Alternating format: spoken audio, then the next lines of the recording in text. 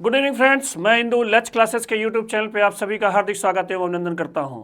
बच्चों, मैं अपने शनिवार को जो मेरी क्लास है लच क्लासेस में, जो रात को 8 बजे आएगी, उसमें जो मैं विषय लेकर के उतरा हूं आपका, जैसे पिछले शनिवार को मैंने करंट अफेयर्स की मैराथन ली थी, लेकिन इस शनिवार से मैं एक विषय लेकर के उतर रहा हूं।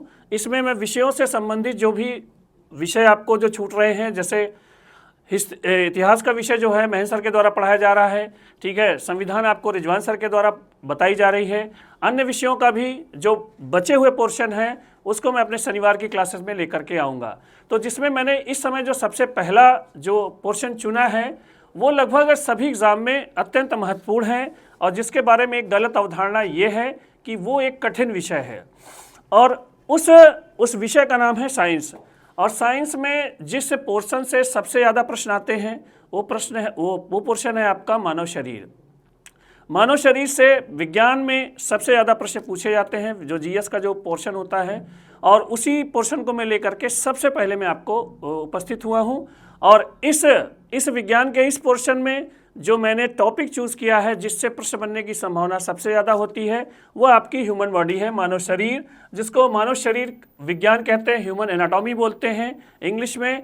और इससे सबसे ज़्यादा प्रश्न आते हैं। आप किसी भी एग्ज़ाम को देख लीजिएगा, रेलवे के एग्ज़ाम में साइंस का विशेष महत्व है, और इसके अलावा लगभग सभी एग्ज़ामों में जो है साइंस का एक विशेष महत्व है। तो मैं इस पोर्शन से अपनी शुरुआत करता हूं, और इसको देखिए मैंने एक नाम दिया है, उसका नाम दिया है पोस्टमार्टम सीरीज। इसमें देखिए मैंने नाम दिया है पोस्टमार्टम सीरीज। और पोस्टमार्टम सीरीज नाम रखने का उद्देश्य क्या है, और उसका उद्देश्य जो है वो आपका सिर्फ इतना है कि इसमें हम बॉडी के हर एक पार्ट की बहुत अच्छे से एनालिसिस करेंगे, बहुत अच्छे से एनालिसिस करते हैं, ठीक। जैसे पोस्टमार्टम होता है डॉक्टरों के पैनल द्वारा होता है, उसमें हर एक चीज़ का पता लगाया जाता है कि हाँ इंजरी कहाँ पे है, ठीक है, किस चीज़ को ज़्यादा जो है हार्मफुल इफेक्ट पड़ा है, या जिस चीज़ से उस व्यक्ति की मौत हुई है। तो इस तरह का एनालिसिस मैं पढ़ाने के संदर्भ में करूँगा, ठीक है। आपको हर एक बॉडी के हर एक पार्ट को बहुत अच्छे समझाऊंगा। सबसे महत्वपूर्ण पोर्शन है साइंस का ह्यूमन एनाटॉमी, और इससे सबसे ज़्यादा प्रश्न पूछे जाते हैं। और ये बच्चों के मन में एक अवधारणा ये है कि बहुत कठिन पोर्शन है, कुछ भी नहीं है। आप सिर्फ मेरी 2 क्लास लेकर के देखिएगा, आपको सबसे आसान विषय यही लगेगा, ठीक। तो शुरुआत करते हैं पोस्टमार्टम सीरीज के पार्ट 1 की ओर, पोस्टमार्टम सीरीज के पार्ट 1 की ओर, ठीक। बाकी बच्चों, जो मेरी करंट अफेयर्स की क्लास है वो हमेशा की तरह आती रहेगी। प्रत्येक शनिवार को मैं अलग अलग विषय लेकर के आपके सामने उपस्थित हुआ, और हमारे चैनल पे लगभग जीएस के सारे पोर्शन को आपको कवर कराया जाएगा, ठीक। जिन लोगों ने अभी भी हमारे चैनल को सब्सक्राइब नहीं किया है वो लच क्लासेस के यूट्यूब चैनल को सब्सक्राइब कर लें, और जिन लोगों ने अभी भी हमारे जो है टेलीग्राम चैनल को नहीं ज्वाइन किया है वो इसको ज्वाइन कर लें, ठीक। तो बढ़ते हैं आज के पहले क्वेश्चन की ओर। पहला क्वेश्चन क्या कहता है? पहला क्वेश्चन पेट से ही शुरू होता है, क्योंकि हमारे बॉडी को चलने के लिए सबसे ज़्यादा एनर्जी की आवश्यकता होती है, और एनर्जी की आवश्यकता जो पूरी होती है वो होती है भोजन से। तो देखिए क्वेश्चन क्या कह रहा है, मानव शरीर में पाचन का अधिकांश भाग किस अंग में संपन्न होता है, ठीक। डाइजेशन का मेजर पोर्शन किस अंग में ज़्यादा होता है, या किस अंग में संपन्न होता है, कंप्लीट होता है। अगर ये वर्ड यूज करे कोई कि किसी प्रश्न में ज़्यादा पाचन की क्रिया कहाँ पे होती है, सर्वाधिक पाचन की क्रिया कहाँ होती है, ठीक, तो आप सेम क्वेश्चन रहेगा, ठीक। और आंसर देखिएगा निकल करके क्या आएगा, पैंक्रियाज। देखिए पैंक्रियाज यहाँ पे इंग्लिश में हिंदी में लिखा है, इंग्लिश का हिंदी लिखा है, तो पैंक्रियाज की हिंदी होती है आपकी अग्नाशय, ठीक, अग्नाशय, ठीक, जिसको हम लोग पूर्ण पाचक ग्रंथि कहते हैं, ठीक, पूर्ण पाचक ग्रंथि भी कहते हैं। पाचन में इसकी बड़ी विशेष भूमिका होती है, इसलिए ये नाम दिया गया है। दूसरा है बड़ी आंत, लार्ज इंटेस्टाइन, छोटी आंत, स्मॉल इंटेस्टाइन, आमाशय, स्टमक, ठीक।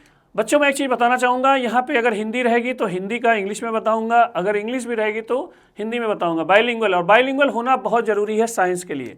ये सभी बच्चे ध्यान रख लें कि जब भी विज्ञान पढ़ें और मानव शरीर के बारे में पढ़ें तो उनको बाइलिंगुअल नॉलेज होना चाहिए, दोनों भाषाओं में नॉलेज होना चाहिए। क्योंकि प्रश्न कैसे पूछ ले, जैसे ये प्रश्न जो है प्रीवियस ईयर का प्रश्न है, तो इसमें सेम ऐसे ही प्रश्न दिया गया था, ठीक। पैंक्रियाज, बड़ी आंत, छोटी आंत, आमाशय, ये चीज़ ध्यान रखिएगा। आपके पाचन की क्रिया जो प्रारंभ होती है, सबसे पहली बात, पाचन की क्रिया प्रारंभ होती है मुख से, और मुख के अंदर जैसे ही प्रवेश करते हैं, लार से जब भोजन का मिलन होता है तो वो मुख गुहा होती है। हिंदी में इसको मुख गुहा बोलते हैं और इसको कहते हैं बक्कल कैविटी या ओरल कैविटी कहते हैं। तो पाचन आपका यही से स्टार्ट होता है। पाचन का जो लास्ट पोर्शन कंप्लीट होता है, पाचन का सबसे ज़्यादा पोर्शन जो कंप्लीट होता है आपके जिस अंग में होता है, वो आपका अंग कौन सा है? छोटी आंत, स्मॉल इंटेस्टाइन। भोजन आपका जो संपूर्ण शरीर में प्रवेश कर रहा है पाचन के लिए, उसकी स्टार्टिंग आपकी मुख से हुई, मुख गुहा से हुई। मुख गुहा के बाद ग्रास नली आती है आपकी ओसोफेगस, इसको मैंने नाम बता ही दिया, बक्कल कैविटी। ग्रास नली के बाद भोजन पहुंचता है आमाशय में, स्टमक। आमाशय के बाद आप कह सकते हैं छोटी आंत, और छोटी आंत का ही पोर्शन है आपका ग्रहणी, ड्यूडेनम बोलते हैं जिसको। और ग्रहणी के बाद जो भोजन पहुंचता है कहाँ पर? छोटी आंत में, स्मॉल इंटेस्टाइन में। ठीक, छोटी आंत में। ठीक, ये इसी का अंग माना जाता है, अलग अलग मैं लिखता हूँ। ठीक, तो ग्रहणी और छोटी आंत में जब भोजन पहुँचता है तो यहाँ पे भोजन का क्या हो जाता है? संपूर्ण पाचन हो जाता है। या आप कह सकते हैं कि भोजन का पाचन का अंतिम रूप से पाचन, भोजन का अंतिम रूप से पाचन, भोजन का सर्वाधिक पाचन, या भोजन की क्रिया जो है पूर्ण हुई कहाँ पर? छोटी आंत में। और यहीं पे मैं बताना चाहूँगा, जिस भोजन को आपने प्रवेश कराया था मुख से, वो मुख गुहा, ग्रास नली, आमाशय, ग्रहणी, छोटी आंत से होते हुए जब छोटी आंत में कंप्लीट हो जाता है तो छोटी आंत की दीवारों में पाई जाती है रसांकुर, विली बोलते हैं जिसको। और ये रसांकुर, ये छोटे छोटे महीन रेशे की तरह होते हैं, वो हमारे पचे हुए भोजन को खटाक से अवशोषित करते हैं, एब्जॉर्ब कर लेते हैं, और किस में मिला लेते हैं? ब्लड में। और ब्लड से ये भोजन, पचा हुआ भोजन आपकी प्रत्येक कोशिकाओं तक पहुंच जाता है। ठीक, तो इसका राइट आंसर होगा छोटी आंत, छोटी आंत। ठीक, खटाखट आंसर देते रहिएगा, और जो है जो भी डाउट्स होगा वो आप जरूर शेयर कर सकते हैं। आंसर हर एक क्वेश्चन का देने का प्रयास करिएगा। ज़्यादा इस वीडियो को शेयर करिए, ज़्यादा इस वीडियो को लाइक करिए, और कमेंट बॉक्स के माध्यम से कमेंट करिए। देखिए, जो मैंने अभी आपका प्रश्न जो फर्स्ट में बताया आंसर, सेम वही क्वेश्चन सेकंड में आ गया। अब आपको समझने में बिल्कुल दिक्कत नहीं होगी। क्या कह रहा है? मनुष्य की मुख गुहा, मनुष्य की मुख गुहा, बक्कल कैविटी, इसको ओरल कैविटी भी बोलते हैं, इसको ओरल कैविटी भी बोलते हैं। मनुष्य की मुख गुहा में से निम्न में से किसका पाचन प्रारंभ होता है? ठीक, प्रोटीन, वसा, कार्बोहाइड्रेट, उपयुक्त में से कोई नहीं। तो आप लोग खटाखट आंसर भेजिए। सबसे पहले ये जानते रहिएगा कि भोजन जो आप करते हैं उसमें सबसे पहले जिसका पाचन होता है वो आपका जो भोजन है वो आपका कौन सा होता है? कार्बोहाइड्रेट्स। ये ध्यान रखिएगा, भोजन में कार्बोहाइड्रेट्स का पाचन सबसे पहले प्रारंभ होता है। तो सबसे पहले प्रारंभ होता है, तो राइट आंसर आपका हो गया कौन सा? किसका पाचन प्रारंभ होता है? तो राइट आंसर आपको मिल गया कार्बोहाइड्रेट से। दूसरा, अच्छा, ये कार्बोहाइड्रेट का पाचन कहाँ से शुरू होता है? देखिए लिखा है क्या? मुख गुहा। मैंने बताया ना, मुख से मुख गुहा में जैसे ही प्रवेश करेगा भोजन, पाचन की क्रिया स्टार्ट हो जाएगी, और जिस चीज को सबसे पहले टारगेट किया जाएगा वो चीज आपकी कौन सी है? कार्बोहाइड्रेट्स। नंबर 2 पाचन जिसका होता है, नंबर 2 पे जिसका पाचन होता है वो आपका पाचन उपाचित होता है प्रोटीन। ठीक, मतलब आप कह सकते हैं पहले नंबर पे कार्बोहाइड्रेट्स का पाचन स्टार्ट, दूसरे नंबर पे आपका किससे स्टार्ट है? प्रोटीन का पाचन। और ये प्रोटीन का पाचन आपका स्टार्ट होता है कहाँ से? आमाशय में। कहाँ पे? आमाशय में। ठीक, आमाशय से स्टार्ट होता है।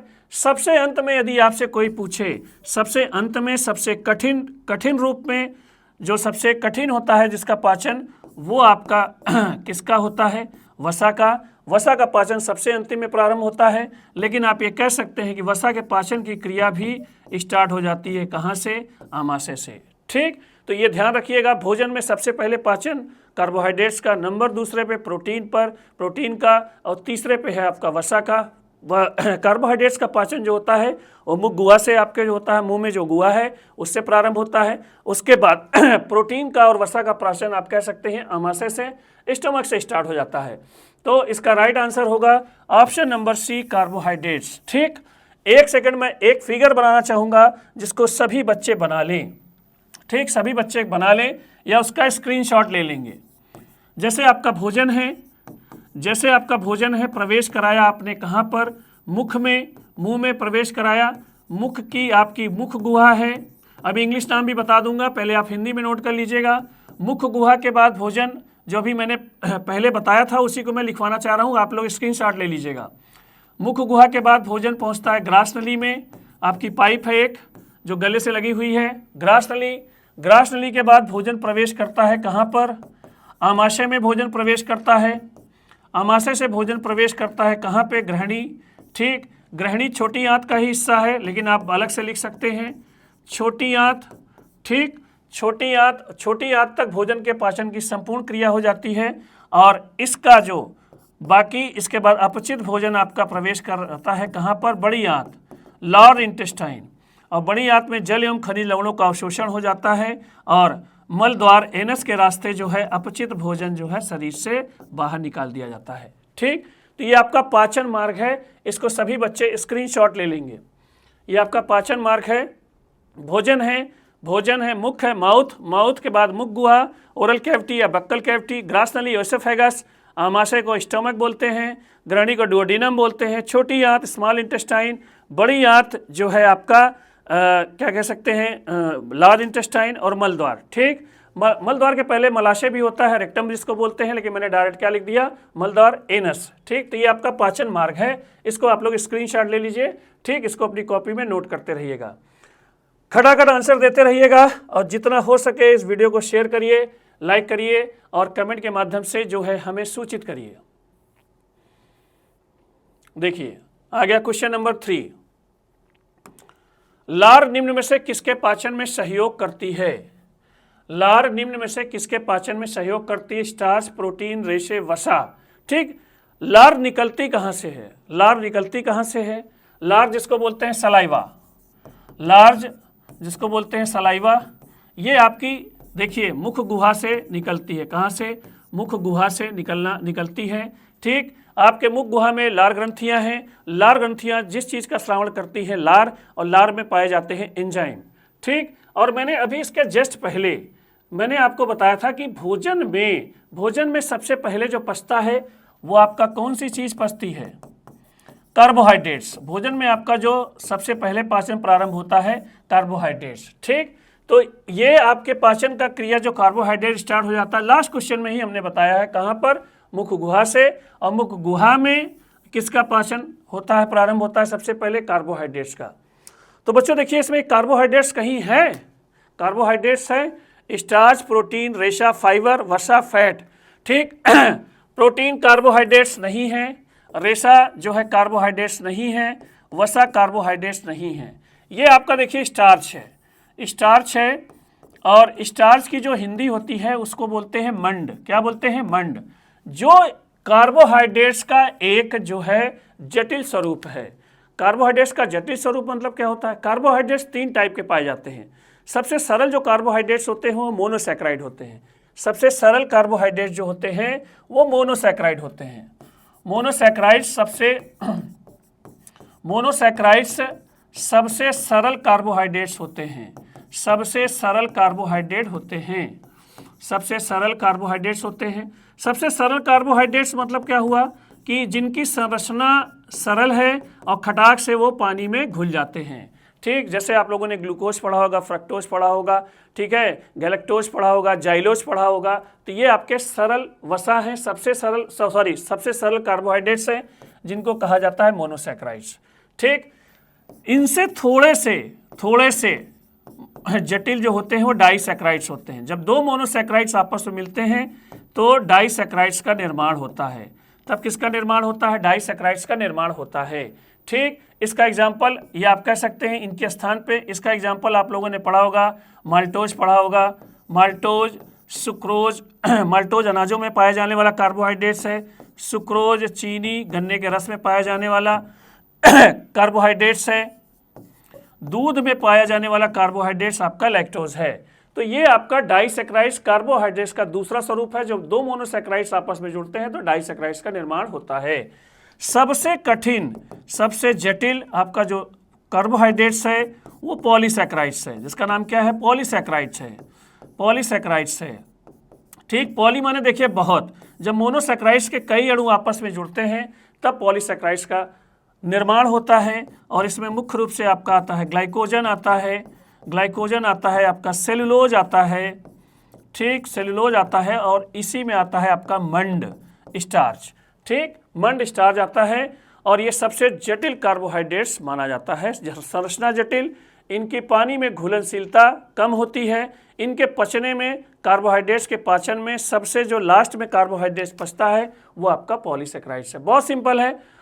साइंस, जैसे मैं अपने अनुभव के आधार पर कह सकता हूँ, जो बच्चे ध्यान से पढ़ते हैं, साइंस के बारे में लोगों के मन में काफ़ी टेरा रहता है, लेकिन आप जितने भी क्वेश्चन आप देखेंगे उस क्वेश्चन को आप ध्यान से सुनते रहिएगा और इस वीडियो को बार बार देखिएगा।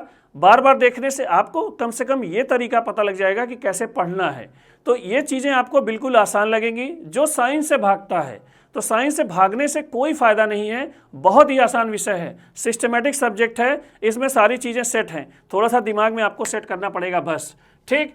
अब आते हैं प्रश्न में। मैंने बताया मुख गुहा में पाया जाता है लार। इसके पहले मैंने बताया कि सबसे पहले जो पचता है आपका भोजन कौन सा है, कार्बोहाइड्रेट्स। और कार्बोहाइड्रेट्स में इनमें जो ऑप्शन दिए गए चारों में कार्बोहाइड्रेट्स कौन सा दिख रहा है, आपका स्टार्च, ठीक। तो लार में उपस्थित एंजाइम, अभी आगे चर्चा होगी, लार में उपस्थित एंजाइम जिस चीज़ पे सबसे पहले अटैक करते हैं वो कार्बोहाइड्रेट्स, और कार्बोहाइड्रेट्स के किस स्वरूप पर, स्टार्च पर, ठीक। तो इसका राइट आंसर होगा ऑप्शन नंबर ए, स्टार्च। ये देखिए आ गया, उसी से रिलेटेड मैंने जो क्वेश्चन सेट किए हैं वो क्वेश्चन स्टेप बाय स्टेप हैं, जिससे आपको कम से कम डाइजेस्टिव सिस्टम जो है बहुत अच्छे से समझ में आ जाए, ठीक। आप लोग आंसर लेकिन जरूर दीजिएगा, आप लोग आंसर देने का प्रयास जरूर करिएगा। स्टार्च को जल अपघटन से ग्लूकोज हाइड्रोलिसिस स्टार्च बनाने वाला एंजाइम है इन्वर्टेज एमाइलेज डिहाइड्रोजिनेज एनहाइड्रेज, ठीक। देखिए अभी इसके प्रश्न के ठीक पहले मैंने आपको बताया स्टार्च को पचा रहा है कौन, लार निकलता है मुख गुहा से। लार कहाँ से निकलती है, मुख गुहा से, बक्कल कैविटी से, ओरल कैविटी से। इसका मतलब लार में कुछ ऐसे एंजाइम पाए जाते होंगे जो इस स्टार्च को क्या करते होंगे, पचाने में सहयोग करते हैं। उसी एंजाइम का नाम पूछा गया है। तो लार में जो आपका जो सबसे मेन एंजाइम है वो आपका है आपका टाइलिन, वो आपका है टाइलिन। ध्यान से सुनिएगा, इस टाइलिन को कहीं पर लोगों के द्वारा लिखा जाता है सलाइवरी एमाइलेज, सलाइवरी एमाइलेज कहा जाता है, ठीक, सलाइवरी एमाइलेज कहा जाता है, ठीक। और कहीं कहीं पर सीधे लिख दिया जाता है क्या, एमाइलेज, क्या लिख दिया जाता है, एमाइलेज, ठीक। तो टाइलिन का ये अदर नेम है सलाइवरी एमाइलेज, या आप इसको कह सकते हैं एमाइलेज। तो आंसर तो आपको पता लग गया कि ये कौन सा होगा, जल अपघटन से ग्लूकोज बनाने वाला एंजाइम कौन सा होगा, एमाइलेज होगा, ठीक। जो आपके किस में पाया जाता है, लार में, जिसका जो मूल नाम है टाइलिन है, सलाइवरी एमाइलेज, या इसे एमाइलेज भी कहते हैं। टाइलिन के अलावा माल्टेज एंजाइम भी पाया जाता है, ठीक, माल्टेज एंजाइम भी पाया जाता है लार में। माल्टेज के अलावा एक एंजाइम पाया जाता है जिसे लाइजोजाइम भी कहीं कहीं लिखा जाता है, लाइजोजाइम भी कहीं कहीं लिखा जाता है, या इसे कहा जाता है पॉलीसैक्रिडेज। क्या कहा जाता है, पॉलीसैक्रिडेज कहा जाता है, पॉलीसैक्रिडेज कहा जाता है, ठीक। तो ये आपका जो माल्टेज होगा माल्टोज को पचाएगा। देखिए अभी आपका जो टाइलिन है वो टाइलिन जो है स्टार्च को पचा रहा है। स्टार्च आपका क्या है, पॉलीसैकेराइड्स है, आपका कौन सी चीज़ है, पॉलीसैकेराइड है, ठीक। आपका माल्टेज डाइसैकेराइड है। मैंने इस क्वेश्चन के पहले आपको बताया डाइसैकेराइड। तो डाइसैकेराइड्स पे अटैक कर रहा है माल्टेज, पॉलीसैकेराइड पे अटैक कर रहा है आपका टाइलिन, ठीक। तो इससे इन दोनों सैकेराइड्स को पाचन में सहायता होती है और बनता है कौन सा, तीसरा सबसे सरल पॉलीसैकेराइड, ग्लूकोज। ग्लूकोज क्योंकि एक प्रकार का क्या है, मोनोसैकेराइड्स है। मैंने इसके ठीक पहले इस क्वेश्चन को थोड़ा सा समराइज किया था, ठीक। मोनोसैकेराइड, सैकेराइड मोनोसैकेराइड है, मोनोसैकेराइड, ठीक। इससे हमको सीखने को क्या मिला, कई चीजें सीखने को मिली दो प्रश्न में। सबसे पहले कार्बोहाइड्रेट्स के स्वरूप सीखने को मिले, कार्बोहाइड्रेट्स के स्वरूप के एग्जाम्पल सीखने को मिले, और कार्बोहाइड्रेट्स के इन स्वरूपों को कौन पचा रहा है ये सीखने को मिला, ठीक। ये चीज ध्यान रखिएगा। अब यहीं पर देखिए एक चीज़ ये लिखिए ग्लूकोज, तो ये ध्यान रखिएगा, आप चाहे मोनोसैकेराइड्स खाएं कार्बोहाइड्रेट्स, चाहे आप डाइसैकेराइड्स खाएं कोई दिक्कत नहीं, चाहे पॉलीसैकेराइड्स, लेकिन आपके ब्लड को कौन सा आपको कार्बोहाइड्रेट चाहिए, किस रूप में, ग्लूकोज के रूप में। कार्बोहाइड्रेट से भरी हुई कोई भी चीज़ आप खाएंगे, चावल खाएंगे, चावल में स्टार्च होता है, आलू खाएंगे उसमें भी स्टार्च होता है, ठीक, लैक्टोज, सुक्रोज, माल्टोज, कोई भी आप अगर कार्बोहाइड्रेट्स खाएंगे तो उसको पचकर फाइनली ग्लूकोज के रूप में परिवर्तित होना होगा, तभी वो हमारे ब्लड में मिलेगा। और ब्लड में जब मिलेगा तभी हमारे प्रत्येक कोशिका तक ऊर्जा या ग्लूकोज पहुंचेगी, इसको विशेष ध्यान रखिएगा, ठीक। उसको और आगे से हम आगे क्वेश्चन में और अच्छे से समझाएंगे। तो ग्लूकोज सबसे सूक्ष्मतम रूप है जो हमारे ब्लड के द्वारा ग्रहण कर लिया जाता है, और हर एक कार्बोहाइड्रेट्स को लास्ट में पच के किस में आना है, ग्लूकोज में आना है, ठीक। तो इसका राइट आंसर होगा एमाइलेज, जिसे सलाइवरी एमाइलेज भी कहते हैं। सलाइवरी ध्यान रखिएगा सलाइवा से जुड़ा है, ठीक, लार का एमाइलेज कह सकते हैं। सलाइवरी ग्लैंड होती है जिसे लार ग्रंथियां कहते हैं, और उससे निकलने वाला एंजाइम सलाइवरी एमाइलेज, ठीक। बहुत अच्छे से आप समझते हुए चलिएगा, लगातार आंसर देते रहिएगा, खटाखट जो है आंसर देने में बिल्कुल भी संकोच मत करिएगा। ये देखिए बढ़िया क्वेश्चन, दमदार क्वेश्चन जितने भी होंगे इस सीरीज में, शनिवार की सीरीज में सब एक से एक प्रश्न होंगे, और मैं टॉपिक वाइज कवर करने की कोशिश करूंगा जिससे आपका हर एक पोर्शन कंप्लीट हो जाए। और उसमें जैसे मैंने जो आज चूज़ किया है वो आपका डाइजेस्टिव सिस्टम है, वो आपका पाचन तंत्र है, क्योंकि सिस्टम में सबसे इंपॉर्टेंट, एनाटॉमी में सबसे इंपॉर्टेंट टॉपिक जो होता है वो आपका पाचन है। क्या कह रहा है भैया, hydrochloric acid HCl, hydrochloric acid HCl किस अंग में स्रावित होता है, ये स्रावित होना चाहिए, और यहाँ पे आप में की जगह लिख सकते हैं किस अंग से स्रावित होता है। आंत्र मतलब आंत्र मतलब आपका आंत, इंटेस्टाइन, यकृत माने लीवर आपका हुआ, ठीक, आमाशय स्टोमक हुआ आपका, ठीक, आपका अग्नाशय पैंक्रियाज हुआ पैंक्रियाज। तो इसमें यह पूछा है कि हाइड्रोक्लोरिक एसिड किस अंग से स्रावित होता है या किस अंग में स्रावित होता है, वो भी गलत नहीं है, ठीक। एक आपका एसिड आपका रिलीज हो रहा है, ठीक, जैसे सामान्यतः एसिड को हम लोग जो है अपने बॉडी के लिए खतरा मानते हैं, लेकिन देखिए एक स्ट्रॉन्ग एसिड आपके जो है शरीर से रिलीज होता है, लेकिन उसकी मात्रा बहुत कम होती है, इसलिए उतना हानिकारक प्रभाव नहीं होता है, और इसका रोल जो है वो रोल अभी मैं आगे बताऊंगा। सबसे पहले मैं आंसर दे दूं तो आपका जो HCl है वो रिलीज होता है कहाँ पर, अमाशय से, ठीक, अमाशय से। इसका क्या काम है, इसका काम है कठोर, सबसे पहले ध्यान रखिएगा, कठोर पदार्थों को, जो भोजन में आपके कठोर पदार्थ आते हैं, कठोर पदार्थों को गलाना पहला काम है, ठीक, ये ध्यान रखिएगा, पहला काम है इस HCl का। दूसरा काम है हानिकारक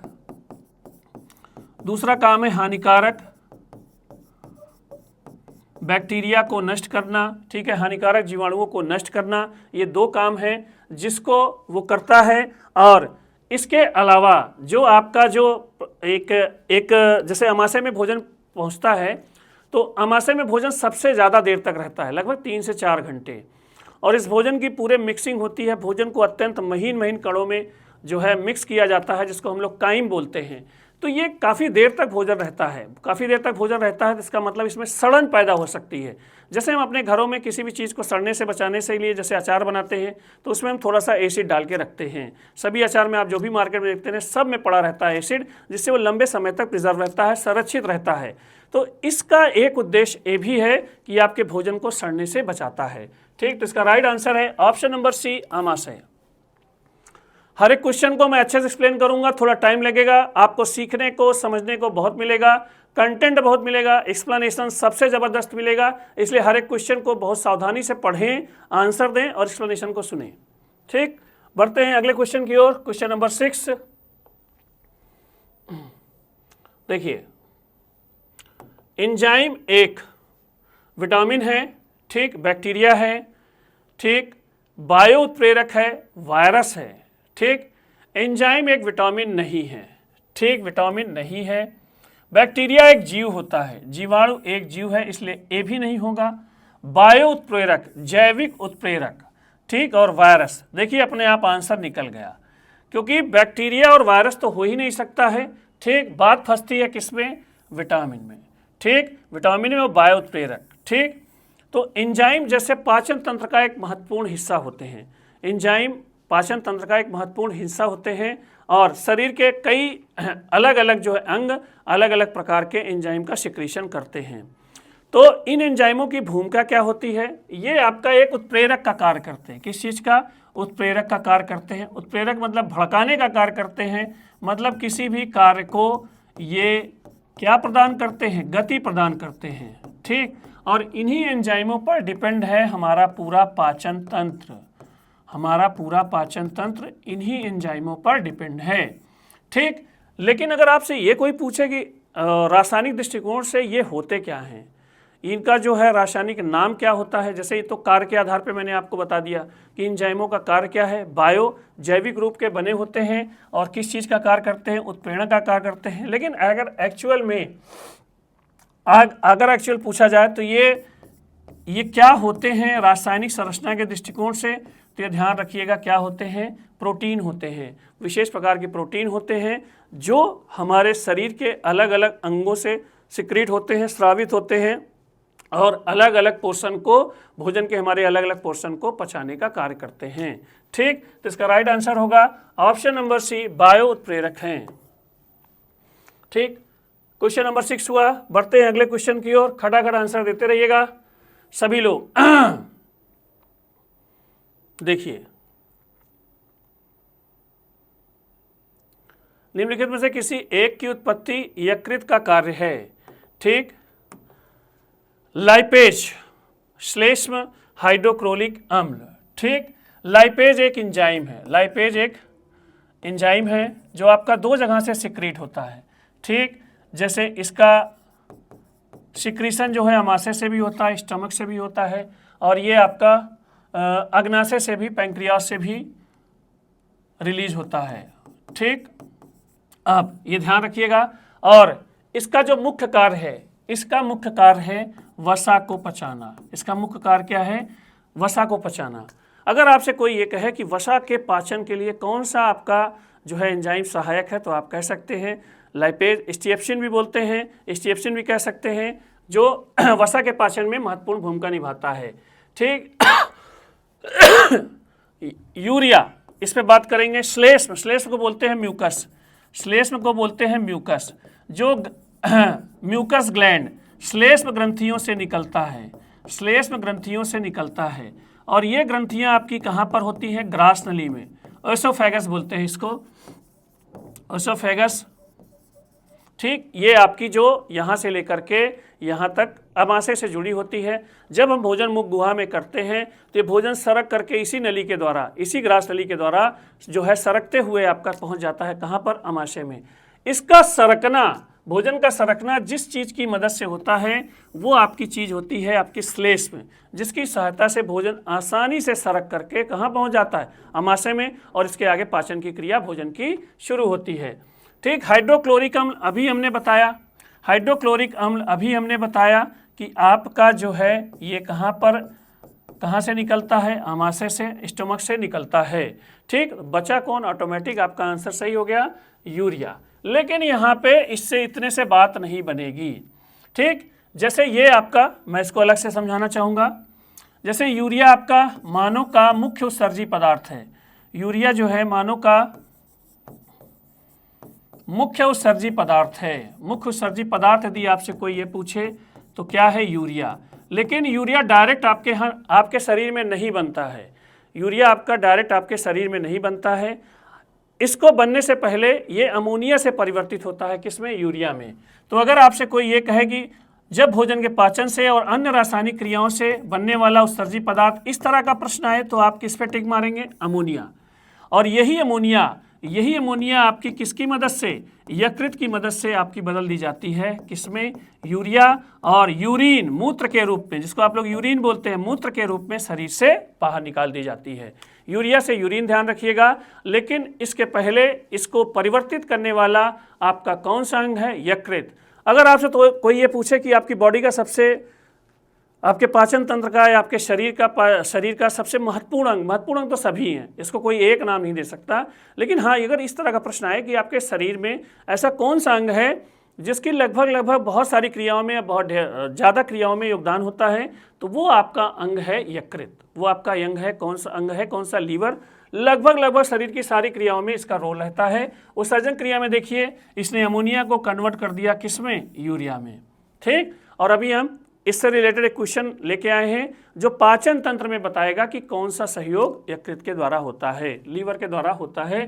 ठीक, तो इसका राइट आंसर हुआ ऑप्शन नंबर बी, किसी एक की उत्पत्ति यकृत का कार्य है। ठीक, यूरिया। खटाखट आंसर देते रहिएगा, ज्यादा इस वीडियो को शेयर करिए, लाइक करिए। ठीक, देखिए क्या है, थोड़ा सा क्वेश्चन बड़ा है, क्वेश्चन आप लोग पढ़िए। लिपिड्स का पाचन निम्नलिखित में से कुछ की उपस्थिति में होता है, कुछ की उपस्थिति में होता है।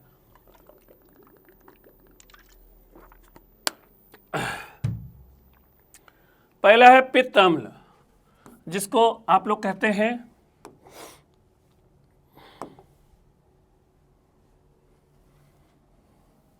पित्त अम्ल, जिसको कहते हैं आप लोग पित्तरस। क्या बोलते हैं, पित्तरस। इंग्लिश में इसको बोलते हैं बाइल जूस। ठीक, दूसरा है लाइपेज, मैंने बताया था कि एक प्रकार का क्या है, एंजाइम है। ठीक, लिपिड्स को आप ध्यान रखिएगा, लिपिड्स को हम लोग क्या कहते हैं, दूसरा नाम है वसा। अगर ये लिखा होता तो आपको समझने में उतनी दिक्कत नहीं होती है। ठीक पेप्सिन, ये भी एक एंजाइम है, पेप्सिन भी एक एंजाइम है। ठीक, ये एंजाइम लाइपेज एंजाइम आपका किसके पाचन में सहयोग करता है, वसा के। पेप्सिन भी आपका एक एंजाइम है जो आपका आमाशय से निकलता है, और ये पेप्सिन आपको किस चीज़ को पचाने में हेल्प करता है, प्रोटीन के। ठीक, रेनिन, पेप्सिन और रेनिन देखिए सब में ना लगा, ना प्रोटीन, लास्ट में प्रोटीन, लास्ट में ना, ध्यान रखिएगा, प्रोटीन का पाचन। ये भी एक प्रकार का क्या है, आपका एंजाइम है, और ये भी आपका कहाँ से निकलता है, आमाशय से। ठीक, आमाशय से, और ये भी किस चीज़ का पाचन करता है, प्रोटीन का। तो भैया बात एकदम जो है खुली हुई है। दो तो कट गए, पेप्सिन और रेनिन कट गया, बचा कौन सा, पित्त अम्ल और लाइपेज। देखिए इसमें एक क्वेश्चन है, क्वेश्चन में क्या है, लिपिड्स का पाचन निम्नलिखित कुछ की उपस्थिति में होता है। तो ये ध्यान रखिएगा, पित्तरस कोई एंजाइम नहीं है, बाइल जूस कोई एंजाइम नहीं है। ठीक, ये यकृत के द्वारा रिलीज होता है, किसके द्वारा रिलीज होता है, यकृत के द्वारा। लेकिन ये ध्यान रखिएगा जमा कहाँ होता है, पित्ताशय में, गाल ब्लैडर में ये जमा होता रहता है, और आवश्यकता अनुसार ये भोजन में मिलता रहता है। तो ये एंजाइम नहीं है, लेकिन इसके पाचन में विशेष भूमिका है, वसा के पाचन में। वसा के पाचन में इसकी विशेष भूमिका है, और ये वसा को क्या करता है, पिघलाता है। ठीक है, सॉफ्ट करता है, जिसको हम लोग कहते हैं हिंदी में पायसीकरण, इंग्लिश में बोलते हैं इमल्सिफिकेशन बोलते हैं, जिसकी वजह से आगे चल करके वसा के पाचन में हेल्प मिलती है। अगर ये क्वेश्चन होता निम्नलिखित में से लिपिड्स का पाचन निम्नलिखित में से किसके एंजाइम से होता है, किस एंजाइम के कारण होता है, तो आप इसको काट सकते थे। ठीक, लेकिन इसमें देखिए क्या क्वेश्चन दिया है, कुछ की उपस्थिति में। ठीक, तो मतलब इसकी प्रेजेंस पूछ रहा है, ना कि पाचन पूछ रहा है। तो पित्तरस की उपस्थिति को काउंट किया जाएगा, और इसको वसा के पाचन में महत्वपूर्ण भूमिका इसकी बताई जाएगी, क्योंकि ये वसा को पिघलाने का कार्य करता है, और उसकी वजह से ही वसा आगे चल करके जो है शामिल होती है पाचन क्रिया में, और पचती है।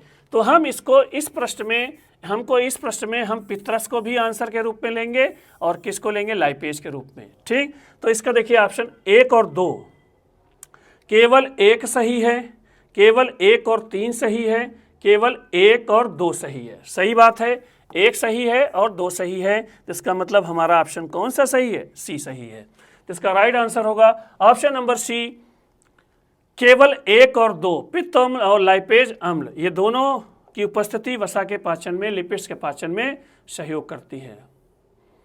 देखिए लाइपेज से फिर क्वेश्चन आ गया। ठीक,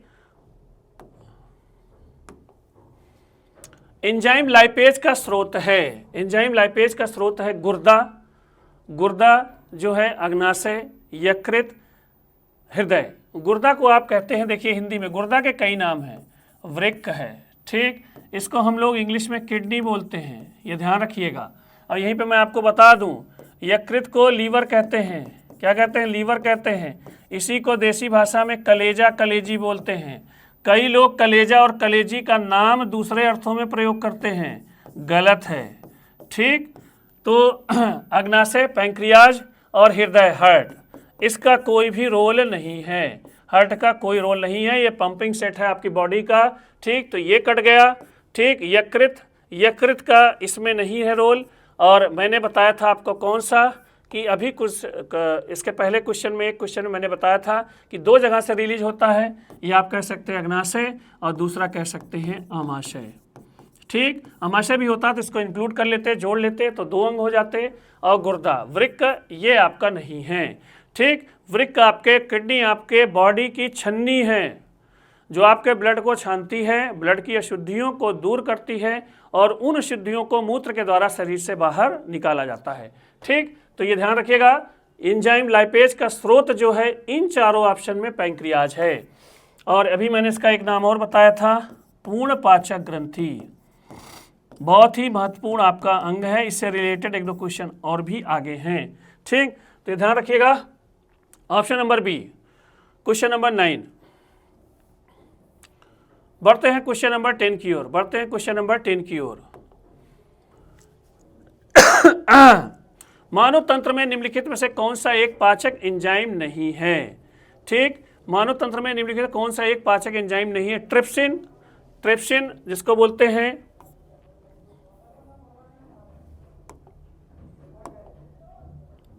ट्रिप्सिन को बोलते हैं काइमोट्रिप्सिन भी बोलते हैं, क्या बोलते हैं, काइमोट्रिप्सिन भी बोलते हैं।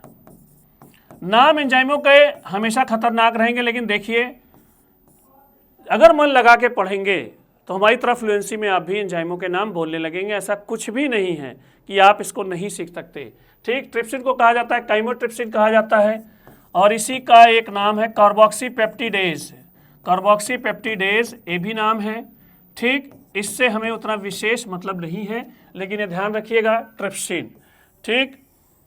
और ना लगा है तो इसका मतलब है कि ये आपका किससे जुड़ा होगा, प्रोटीन के पाचन से जुड़ा होगा। लेकिन देखिए यहाँ पे मेरी ये बात कट जाएगी, हर जगह फार्मूला लागू नहीं होगा। गैस्ट्रिन भी है, टाइलिन भी है। टाइलिन को हमने बताया था कहाँ से निकलता है, लार में, और मैंने आपको बताया था किसके पाचन में, कार्बोहाइड्रेट्स के पाचन में इसका रोल है, ठीक। उसके बाद देखिए पेप्सिन, ये भी आपका मैंने बताया है कि ये भी किसको पचाता है, प्रोटीन को। तो अपने आप कट गया, अपने आप कट गया 3 ऑप्शन, ठीक है। ट्रिप्सिन आपका प्रोटीन के पाचन में सहयोग करता है, हाँ इसको मैं बता दूंगा, ट्रिप्सिन निकलता है कहाँ से, अग्नाशय से, पैंक्रियाज से निकलने वाला हार्मोन, सॉरी एंजाइम है, ठीक। गैस्ट्रिन इसमें कट जा रहा है, गैस्ट्रिन इसमें उत्तर आ रहा है। तो गैस्ट्रिन ये ध्यान रखिएगा एक हार्मोन है, एक हार्मोन है, ठीक, एक हार्मोन है। और हार्मोन ध्यान रखिएगा, हार्मोन रासायनिक दृष्टिकोण से क्या होती है, वसाएं, 2 हार्मोन छोड़ करके, कौन कौन से, इंसुलिन और थायरॉक्सिन, ठीक। हार्मोन आपकी वसाएं हैं। और ये गैस्ट्रिन हार्मोन जठर ग्रंथि, जिसको आपको गैस्ट्रिक ग्लैंड बोलते हैं, जठर ग्रंथि गैस्ट्रिक ग्लैंड बोलते हैं, जिसको जो आपका पाई जाती है, जो आपका पाई जाती है कहाँ पर, आमाशय में। इन जठर ग्रंथियों को जठर रस स्रावित करने के लिए, सिक्रेट करने के लिए प्रेरित करता है, कौन सा हार्मोन, गैस्ट्रिन हार्मोन। तो इसमें जो है, और ये जठर रस निकलेगा, तो जठर रस निकलेगा तो आमाशय में जाएगा, और इसी जठर रस में आपको HCl मिलेगा, इसी जठर रस में आपको पेप्सिन मिलेगा, इसी जठर रस में आपको रेनिन मिलेगा, जो मिल करके आमाशय के कायम भोजन को, जो मैंने अभी इसके पहले बताया था, पचाने में सहायता करते हैं, ठीक। तो इन चारों में जो ऑप्शन है वो आपका गैस्ट्रिन है। गैस्ट्रिन आपका जो है एक पाचक एंजाइम नहीं है, पाचक रस को प्रेरित करता है सिक्रीशन के लिए। इस प्रश्न का उत्तर मैंने पिछले क्वेश्चंस में दे दिया है, इसको सभी लोग खटाखट आंसर दीजिए, इसमें मुझे ज़्यादा एक्सप्लेन करने की आवश्यकता नहीं पड़ेगी। क्वेश्चन क्या कह रहा है, मानव शरीर में प्रोटीन का पाचन निम्नलिखित में से किस अंग में प्रारंभ होता है, ठीक। मैंने आपको बता दिया था, हिंट दे दिया था, आप खटाखट आंसर भेजिए। मैंने आपको बताया था इस मुंह से जो सबसे पहले आपका जो पाचन प्रारंभ होगा वो किसका पाचन प्रारंभ होगा? कार्बोहाइड्रेट्स का। किसका पाचन प्रारंभ होगा? कार्बोहाइड्रेट्स का पाचन प्रारंभ होगा। ठीक, उसके बाद यकृत का जो है उसकी भूमिका मैं बता ही चुका हूँ। छोटी आंत में पाचन संपूर्ण कंप्लीट होता है, प्रारंभ नहीं होता है। इसमें पूछा गया है प्रोटीन का पाचन निम्नलिखित में से किस अंग में प्रारंभ होता है। तो मैंने आपको बताया अभी लास्ट क्वेश्चन को, कुछ पहले के क्वेश्चन में कोई एक क्वेश्चन है जिसमें मैंने बताया था कि आमाशय में 2 एंजाइम पाए जाते हैं। आपका कौन सा? पेप्सिन पाया जाता है, दूसरा आपका पाया जाता है कौन सा? रेनिन। तो ये पेप्सिन और रेनिन किस पे अटैक करते हैं, किसके पाचन में सहयोग करते हैं? प्रोटीन के। तो ये आमाशय से निकलने वाले हार्मोन हैं। और मैंने ठीक इसी क्वेश्चन के पहले मैंने आपका नाम लिया था किसका? जठर रस का। तो ये दोनों एंजाइम आपका जठर रस में आपका उपस्थित होते हैं। और इस जठर रस को देखिए, इसके ठीक कैसे कनेक्टिविटी बनाई जाती है। ये जठर रस किस हार्मोन की मदद से रिलीज होता है? गैस्ट्रिन। अभी इसके ठीक पहले वाले क्वेश्चन मैंने इसका नाम लिया था, और मैंने इसके पहले के क्वेश्चन मैंने HCl का नाम लिया था, तो वो भी आपका इसी में शामिल होता है। ठीक, तो ये ध्यान रखिएगा, पेप्सिन, रेनिन, HCl जो है आपका जो है कहाँ पे रिलीज हो रहे हैं? आमाशय में। ठीक, तो इसका राइट आंसर होगा ऑप्शन नंबर डी, आमाशय। बढ़ते हैं नेक्स्ट क्वेश्चन की ओर। देखिए, इस क्वेश्चन को घुमा करके पूछ लिया गया है। ठीक, वो क्वेश्चन क्या घुमाया है मैं आपको बताऊंगा क्या घुमाया है। निम्नलिखित में से कौन सा एंजाइम प्रोटीनों को अमीनो अम्ल में विघटित करता है? Pepsin, lactase, urease, जाइमेज। तो देखिए, अगर कोई एंजाइम किससे रिलेटेड होगा? किससे? प्रोटीन से। तो देखिए, इसके ठीक 2-3 क्वेश्चन में मैंने किसका नाम लिया है? पेप्सिन। पेप्सिन, खटाक से आप आंख बंद करके आंसर मार देंगे पेप्सिन। ठीक, लेकिन एक देखिए, इसमें एक चीज़ है जो समझने वाली है। निम्नलिखित में से कौन सा एक एंजाइम प्रोटीनों को अमीनो अम्लों में विघटित करता है? ध्यान से सुनिएगा। जैसे आपने कोई भी कार्बोहाइड्रेट्स खाया, अभी मैंने आपको जो बताया उस आधार पे मैं आपको समझाने का प्रयास कर रहा हूँ। जैसे आपने कोई भी कार्बोहाइड्रेट्स खाया, कार्बोहाइड्रेट्स का चाहे मोनोसैकेराइड खाया, चाहे डाइसैकेराइड खाया, चाहे पॉलीसैकेराइड खाया। ठीक, तो ये लास्ट में इसको पच करके किस रूप में आना होगा? ग्लूकोज के रूप में। और जब ग्लूकोज का ये स्वरूप बनेगा तभी ये हमारे रक्त में मिलेगा, और रक्त में मिलेगा तभी हमारे ये ग्लूकोज किसको प्राप्त होगा? कोशिकाओं का। और इसके आगे भी बढ़ना हो तो आप बढ़ सकते हो। ठीक, कोशिकाओं में पहुंचेगा कहाँ पर?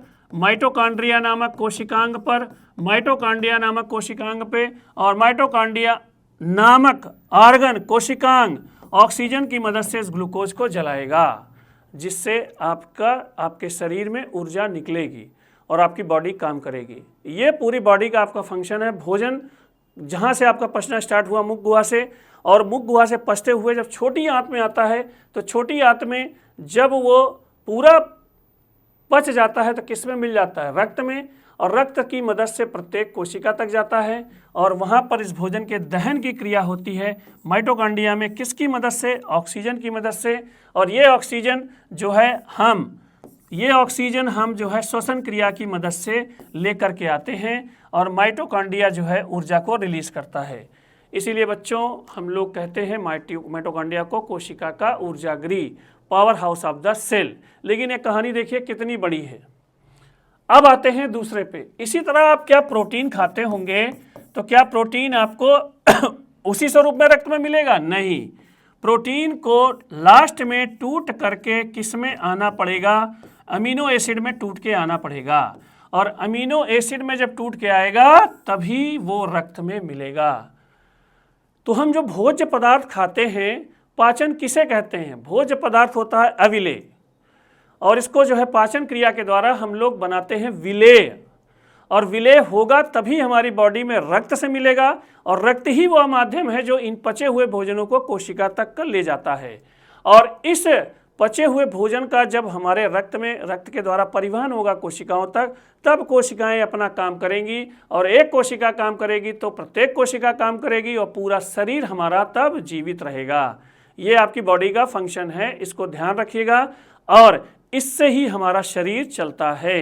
ठीक, इसीलिए सबसे इंपॉर्टेंट आपका डाइजेस्टिव सिस्टम माना जाता है। इसीलिए मैंने सबसे पहले इसी चैप्टर को उठाया है, पाचन तंत्र को उठाया है। अच्छे से समझते रहिएगा, जो डाउट होंगे आप शेयर कर सकते हो, उसे हम आपको बताने का प्रयास करेंगे। ठीक, लेकिन हाँ, आंसर देते रहिएगा और ज़्यादा इस वीडियो को लाइक करिए, शेयर करिए। बढ़ते हैं क्वेश्चन नंबर 13। देखिए, थोड़ा समझने वाला क्वेश्चन है, इसको पढ़िए आप लोग।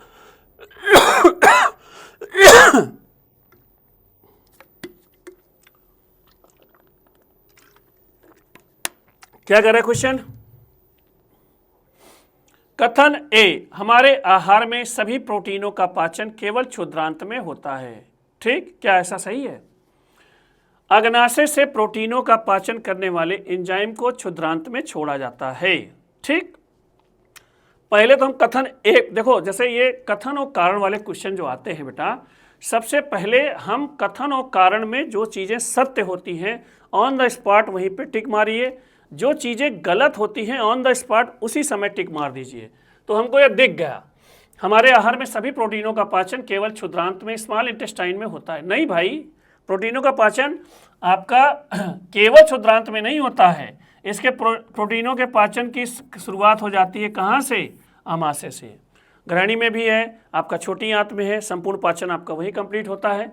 तो ये आपका जो ऑप्शन कथन ए है वो कट गया।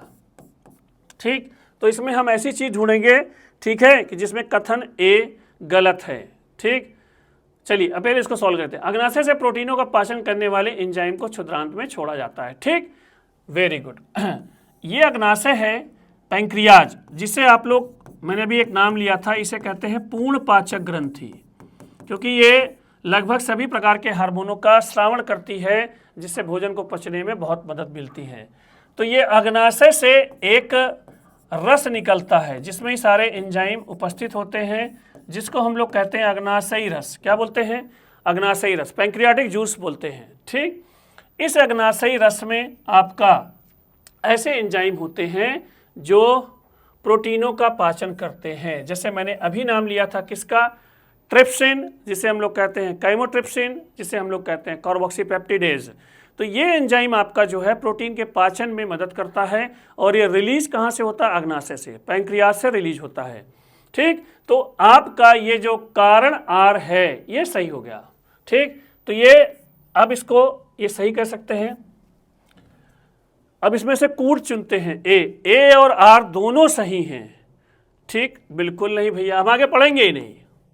ए और आर दोनों सही हैं, ठीक है, ए भी नहीं पढ़ेंगे, नहीं पढ़ेंगे भाई।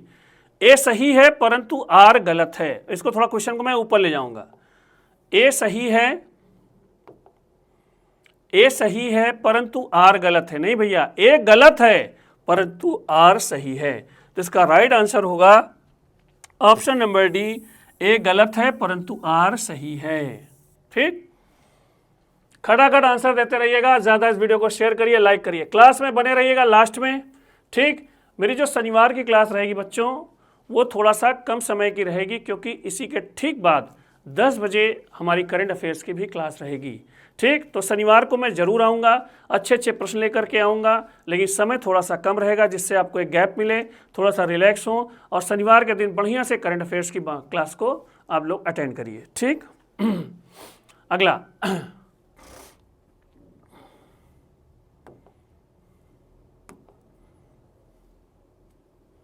मानव शरीर में पुच्छ कौन सी संरचना से संलग्न होता है? बृहदांत्र। ठीक, देखिए बृहदांत, बृहद आंत। ठीक, और सरल भाषा में बृहद का मतलब हुआ बड़ी आंत, आपने इसको तोड़ लिया। ठीक, क्षुद्रांत मतलब छोटी आंत, छोटी आंत। आमाशय मैंने बताया स्टोमक। पित्ताशय gall bladder. ठीक, अब इसमें से पूछ रहा है कि कौन सी संरचना, पुच्छ, पुच्छ मतलब पूंछ, पुच्छ मतलब पूंछ, ठीक, कह सकते हैं आप टेल, जैसी संरचना किसमें से होती है, ठीक। तो इसका जो राइट आंसर होगा बच्चों वो है आपका बृहदांत्र। लेकिन आप ये ध्यान रखिएगा कि जहाँ पे छोटी आंत और बड़ी आंत की ज्वाइंटिंग है उसी के जस्ट पास में ये संरचना पाई जाती है, जिसको हम लोग पुच्छ कहते हैं, टेल कहते हैं, ठीक है। और इसको आप कह सकते हैं सीकम भी कह सकते हैं, ठीक, इसको आप कह सकते हैं सीकम भी कह सकते हैं, ठीक। तो इसका राइट आंसर होगा ऑप्शन नंबर ए बृहदांत, ठीक। चलिए बढ़ते हैं अगले क्वेश्चन की ओर। क्वेश्चन नंबर 15,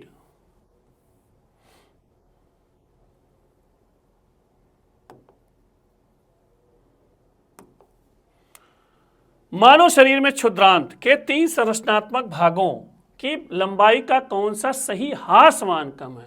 ह्रासमान मतलब घटता हुआ क्रम, ह्रास मतलब नुकसान, घटाव घटता हुआ क्रम। खटाक से पहले क्वेश्चन को समझा करिए। कुछ बच्चे आंसर इसलिए नहीं दे पाते हैं कि उनको क्वेश्चन ही नहीं समझ में आता है, और मैं हमेशा अपने बच्चों से कहता हूं कि पहले उस क्वेश्चन को समझने का प्रयास करें, पहले उस क्वेश्चन को समझने का प्रयास करें, उस क्वेश्चन में ये देखें कि हाँ इसका अर्थ क्या निकल रहा है, तब वो आगे ऑप्शन की ओर बढ़ें। देखिए मैंने तोड़ दिया, घटता हुआ क्रम कौन सा है, क्षुद्रांत मतलब छोटी आंत, क्षुद्रांत मतलब छोटी आंत के 3 संरचनात्मक भागों, मतलब कितने भाग हैं, 3 का घटता हुआ क्रम कौन सा है। मध्यांत्र, ग्रहणी, शेषांत्र, ठीक, शेषांत, ग्रहणी, मध्यांत्र, ठीक, मध्यांत, ग्रहणी, डुओडिनम, ठीक है, और शेषांत्र इसको बोलते हैं इलियम।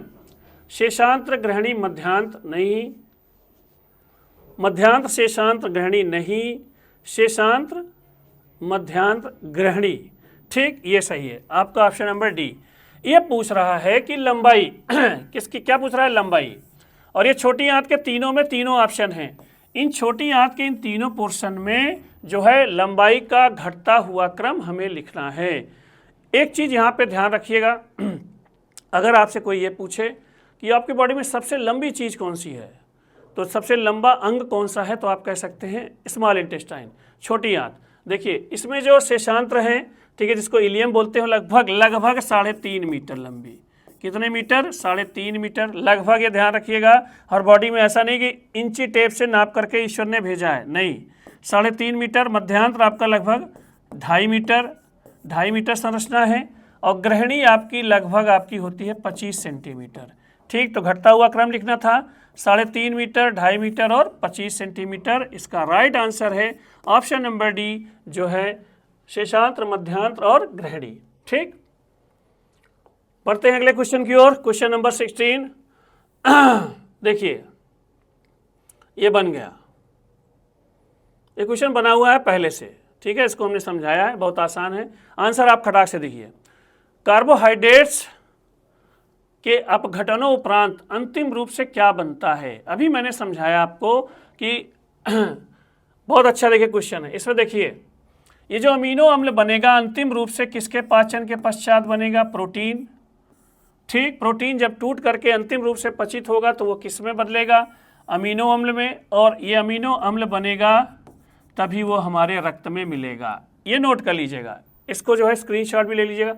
ये ग्लिसरॉल जो है ये किसका अंतिम रूप है, मैंने उस समय नहीं बताया था जब इसको बता रहा था, ये किसका अंतिम रूप है, वसा का, ठीक। तो मतलब वसा, अगर आप कोई भी तैलीय चीज़ खाएंगे, वसायुक्त खाएंगे, उसे अंतिम रूप से किस में टूटना पड़ेगा, ग्लिसरॉल में, और ग्लिसरॉल बनेगा तभी वो हमारे रक्त में मिलेगा, ठीक।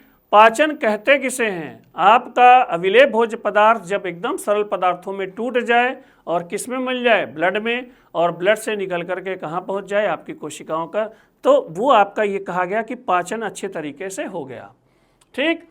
तो भैया अमीनो अम्ल किसकी इकाई हुई, प्रोटीन की, वसा की इकाई आपकी ग्लिसरॉल की। और देखिए इसको मैंने कई बार बताया है कि कोई भी कार्बोहाइड्रेट्स आप खाएंगे, कोई भी कार्बोहाइड्रेट्स आप खाएंगे, तो कार्बोहाइड्रेट्स खाएंगे उसे अंतिम रूप से किस में टूटना होगा, ग्लूकोज में, और तभी जा करके ये किस में मिलेगा, रक्त में, ठीक। माल्टोज को भी टूटना पड़ेगा किस में, ग्लूकोज में, ठीक, तो हमें राइट आंसर मिल गया ऑप्शन नंबर सी। तो हमें आगे बढ़ने की कोई भी आवश्यकता नहीं है। उपयुक्त में से कोई नहीं, उपयुक्त में से एक से अधिक भी नहीं, ये भी ध्यान रखिएगा, ठीक है, क्योंकि ये क्या पूछा है अंतिम रूप से।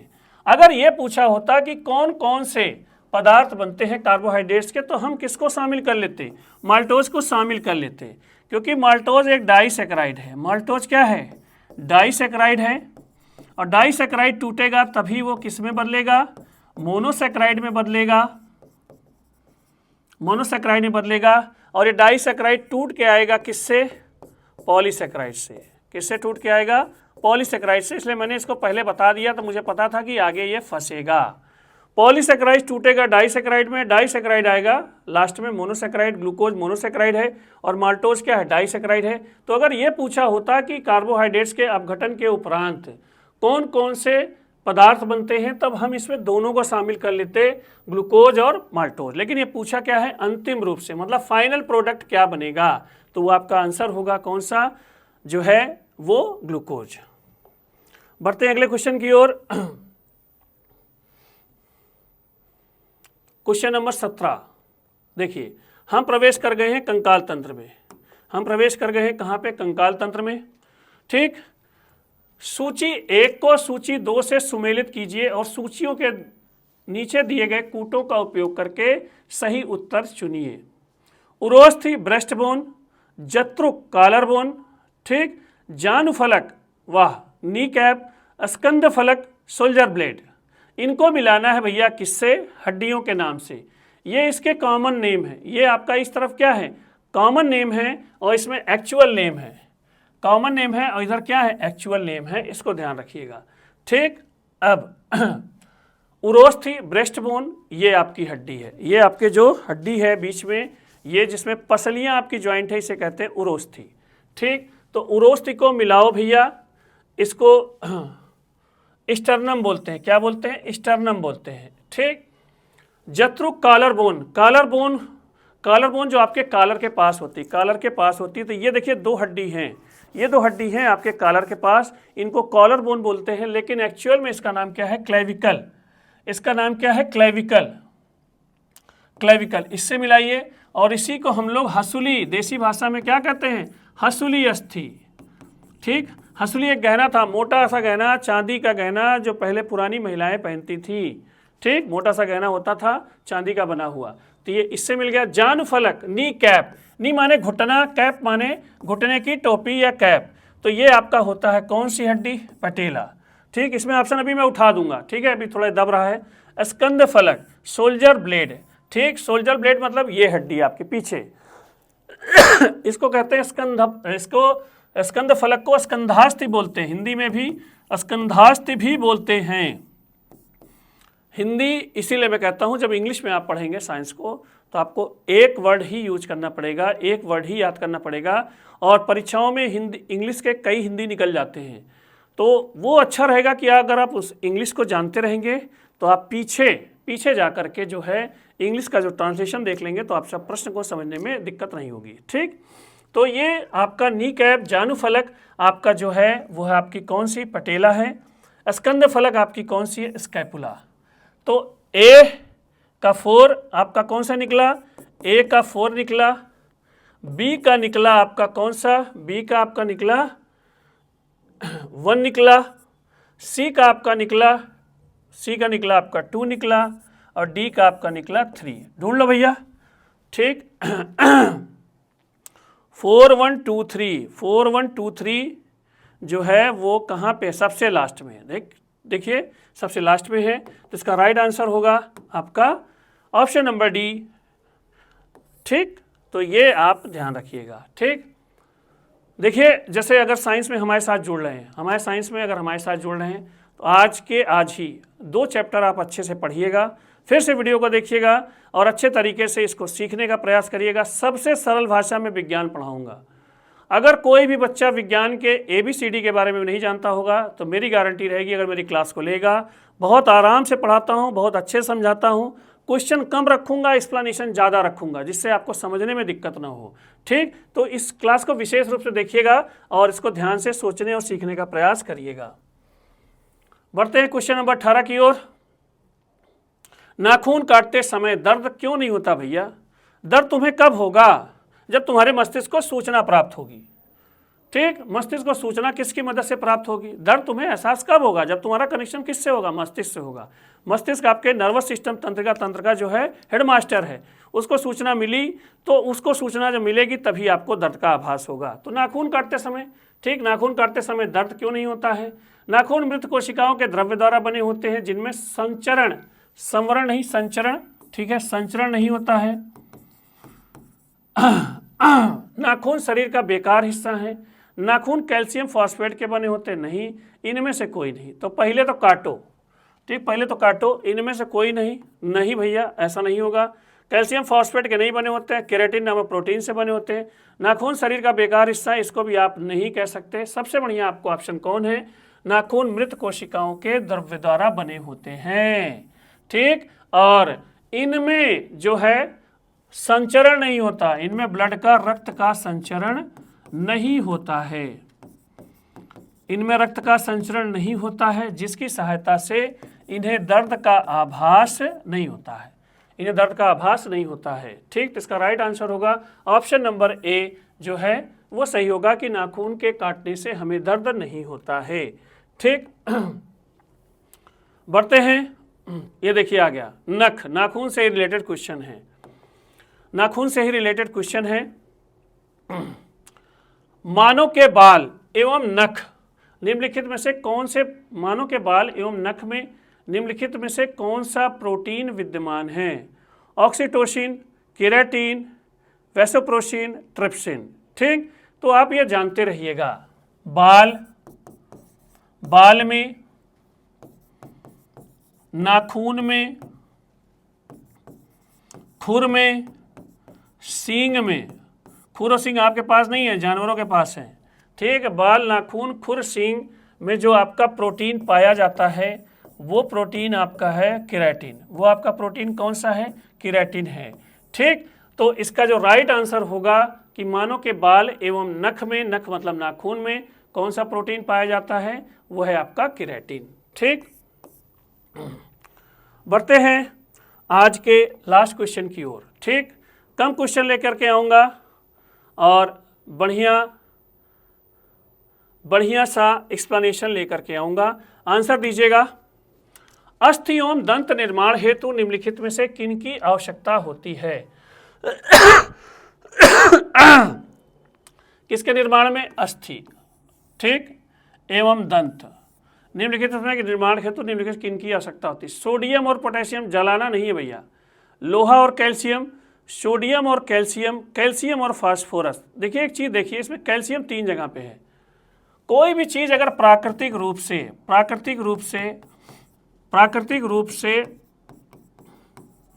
श्वेत है, प्राकृतिक रूप से श्वेत है, तो इसको आप निश्चित रूप से आप जानते रहिएगा कि उसमें क्या उपस्थित है? कैल्शियम उपस्थित है। उसमें क्या उपस्थित है? कैल्शियम उपस्थित है, ठीक। तो अस्थि, वो भी हड्डी भी आपकी श्वेत है, आपका दांत भी कैसा है भैया? श्वेत है, ठीक। तो आप ये जानते रहिएगा कि हड्डियों के निर्माण में जिन 2 तत्वों की, हड्डियों और दांतों के निर्माण में जिन 2 तत्वों की आवश्यकता होती है वो आपके कौन से होते हैं? ये कट जाएगा, सोडियम पोटेशियम कट जाएगा, लोहा और कैल्शियम कट जाएगा, सोडियम और कैल्शियम ये भी कट जाएगा। ये आपका राइट आंसर होगा कैल्शियम और फास्फोरस, ठीक। मानव शरीर में टोटल 206 हड्डियां होती हैं। इन मानव शरीर की हड्डियों में जो पाया जाता है प्रोटीन, आपका प्रोटीन जो पाया जाता है वो प्रोटीन आपका है बच्चों ओसिन, ठीक। और इस ओसिन के अतिरिक्त और जो तत्व पाए जाते हैं, कैल्शियम आप कह सकते हैं, कैल्शियम कह सकते हैं,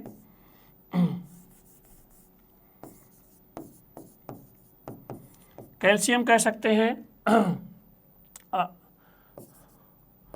ठीक। कैल्शियम के साथ साथ आप फास्फोरस कह सकते हैं। और अगर आपको एक तत्व और नाम लेना हो तो आप कह सकते हैं मैग्नीशियम। और ये जो जिन तत्वों के संयोग से, बहुत सारे तत्व होते हैं लेकिन मेजर पोर्शन आपका किससे होता है इसको ध्यान रखिएगा। ऐसा नहीं है कि यही 2 होंगे, नहीं तो आप इसको उत्तर मान के बैठ जाएंगे। इन दोनों के अलावा भी बहुत सारे एलिमेंट होते हैं, तो इनसे ही आपके हड्डियों का निर्माण मुख्य रूप से होता है। ठीक, और ये सल्फेट के रूप में मौजूद होते हैं, ये भी ध्यान रखिएगा, ये सल्फेट के रूप में मौजूद रहते हैं। ठीक, तो कैल्शियम और फास्फोरस, ये राइट आंसर होगा ऑप्शन नंबर डी का। ठीक, तो इसका ऑप्शन जो हुआ आपका आंसर जो हुआ डी। ये था आज का जो मेरा साइंस का जो सीरीज है, पोस्टमार्टम सीरीज का पहला अध्याय।